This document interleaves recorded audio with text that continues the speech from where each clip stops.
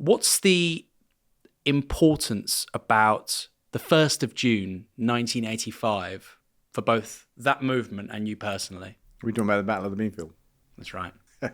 Well, let's see. I kind of hit the road in the early 80s, and it was about festivals, free festivals. They were a thing at the time. You know, people would just go and camp in a field and throw up some tents, and somebody might have a sound system. Wouldn't be a big thing or anything like that. The free festival scene and the traveling scene were kind of precursors of the rave scene that came along much later.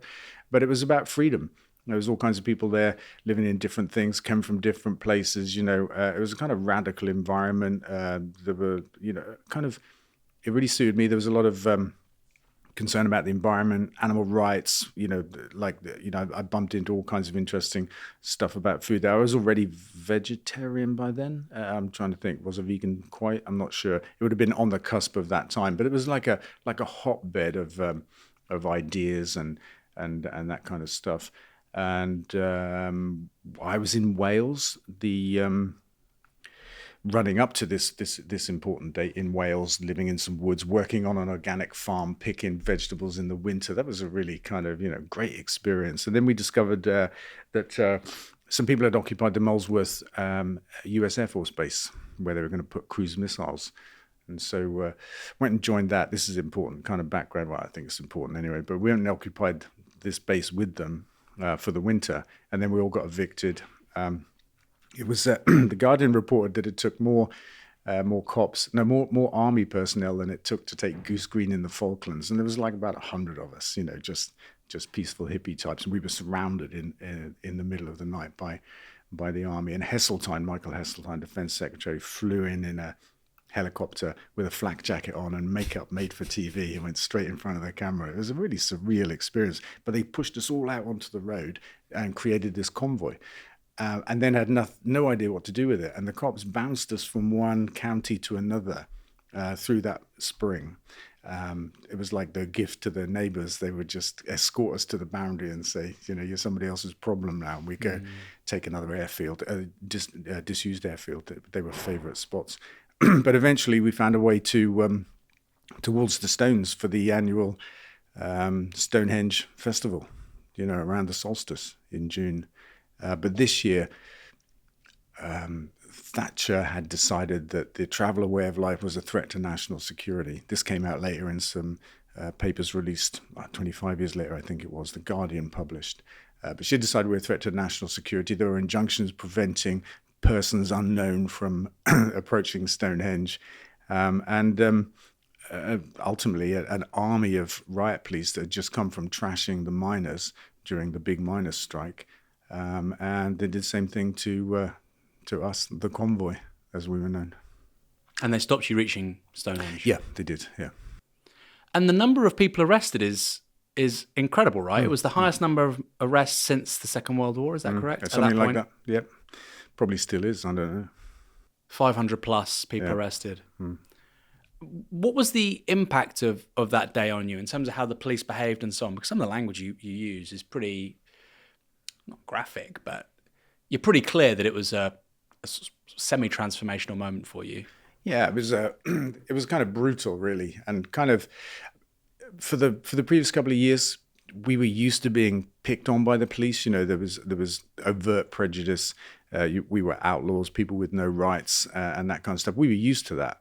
But on this day, it was a premeditated attack of the utmost brutality, smashing everything and everybody. There's even a pregnant woman truncheoned over the head, quite famously. There are pictures in the newspapers and stuff like that. And it was just wanton destruction. And I think to see that the state were capable of that was an eye-opener, actually. In fact, literally, because the next night I started a habit of sleeping with one eye open without knowing it, and my friends were like, that's a bit freaky. Like we had no vehicles because they'd all been smashed up, so sleeping outside around a campfire, and it must have been traumatizing because I had one eye open while I was asleep. I mean, that sounds like PTSD or something, frankly. Yeah, and I think I probably did have it, because in recent years, it's 40th anniversary, I think. Oh, it is, yeah, this year, and I was talking about it recently, and it got a little bit choked up, just to recall events, and that happened, another 5-10 years ago, when again, people asked me to talk about it, and I hadn't realized quite how impactful and shocking it was. I did leave the country as a result of that, along with a lot of other people, just to really get away from this great hostility. Yeah. I mean, I've not had anything like that, but I've been in a squat before where we were evicted via the roof. And I remember... Via the roof? As in they came in via an adjacent building. The bailiffs came in via an adjacent building. They went over the roof, and then they broke in through the attic, and they went down the building that way. And to this day, if I hear like thuds above me or footsteps... I have this weird, oh my God, they're coming. Yeah. And I have memories of being, 4 a.m. because I was on the top floor with my underpants just looking up and seeing dust coming down on my face. Oh, wow. Not quite the Battle of the Beanfield, though. You describe a really corrupt and brutal, not just police response, but also criminal justice response. You also claim in the book that you were, as a group, drugged. Yeah, we were. There's no doubt about it.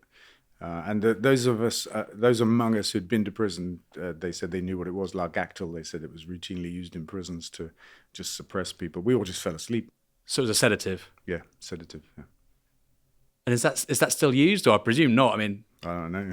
I mean, that's a really major claim. What I find interesting, and obviously highly unusual, Dale, is that you've gone through all of this, and today you're a multi-millionaire, at least in terms of your assets. You're always happy to say you don't have liquid assets, and... in terms of... I'm glad you said that. Well, it's useful, always useful, isn't it?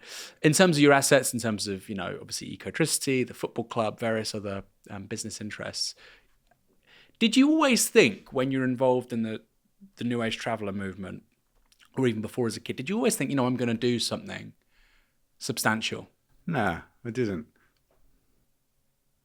So what drove you then to start Ecotricity? And it was just a process of do one thing, then another, and before you know it, you're worth allegedly on paper £100 million, or? Well, look, I kind of remember the moment quite clearly. I was on the hill outside Stroud, had a trailer, a little windmill on the roof. I'd been living in the later years of my decade on the road with a windmill power in my life, and so I was aware of wind energy, how it worked. I knew where I was parked, if it was windy or not, because I could see the effect on my batteries, through the meter and that kind of stuff. I was in touch with that stuff.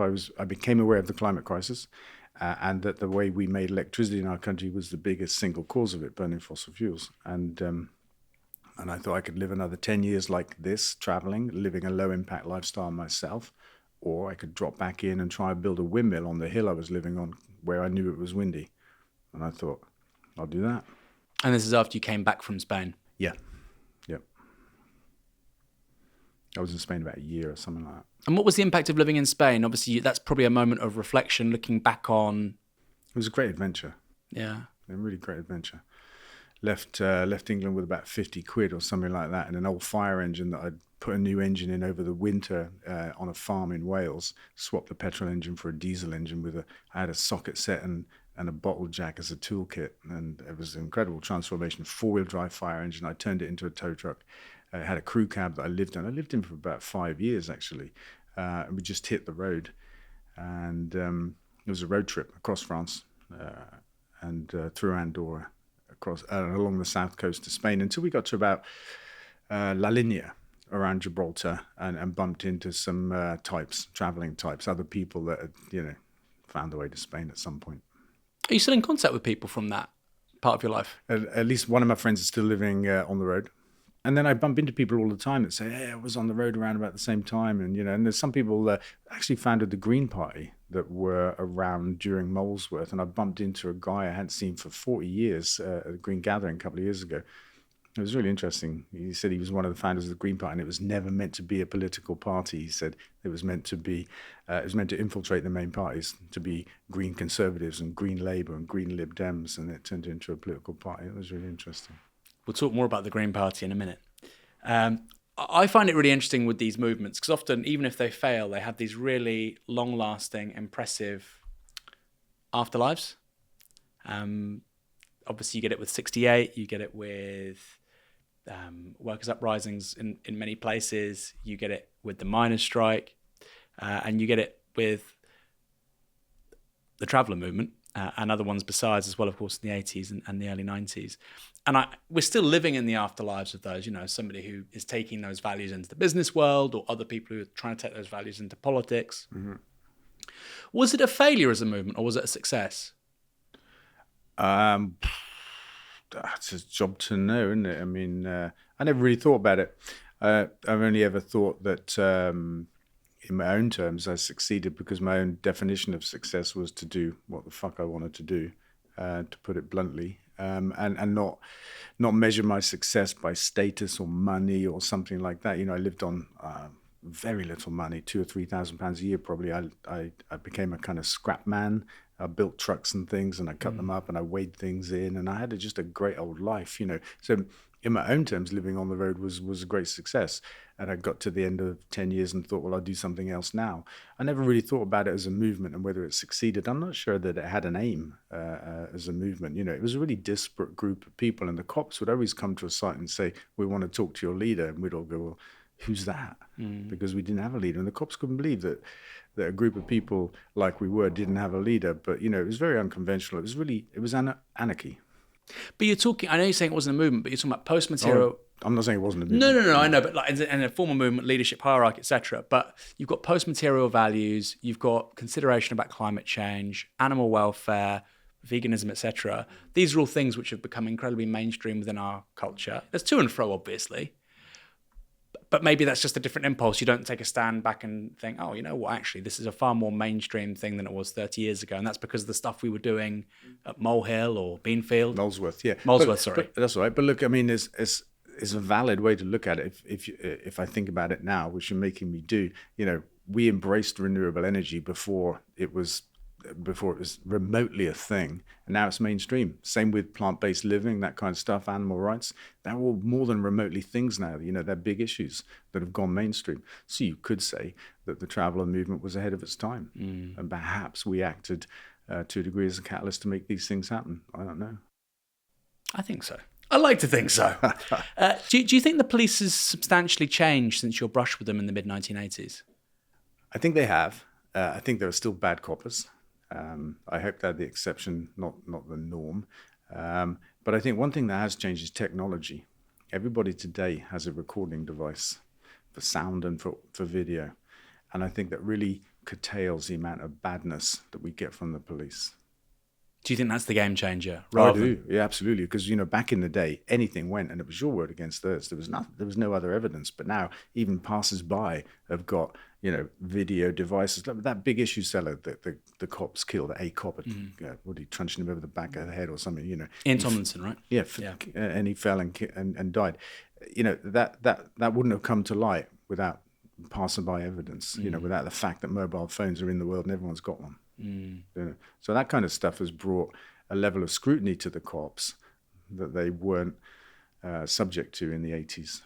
So some people who would hear your account of the Battle of the Beanfield will say, I've experienced something similar with the police, in the climate justice movement, etc.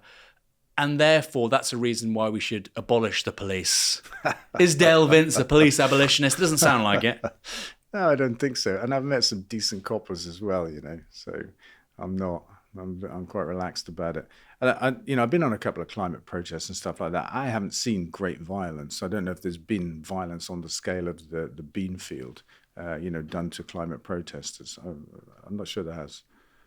Let's talk about business. Oh, sorry, go on. You want to? Well, I was just going to say, in terms of prison sentences, if you perceive that as an act of violence, then I think great violence has been done to the Just Stop Oil people that got 4 years and stuff like that for being on a Zoom call to talk about protesting. I mean, that's just incredible. So you think the violence has moved from a truncheon around the back of the head to the CPS? Judicial violence. That's really interesting. Yeah. And do you think that's obviously getting worse? It's gotten worse over recent years. Do you think it's going to continue to get worse? Do you think that's the trajectory of the criminal justice system right now? Or do you think we've maybe hit a peak? I think we've hit a peak. I can't see Labour making it worse. I'm hoping they'll make it better in time.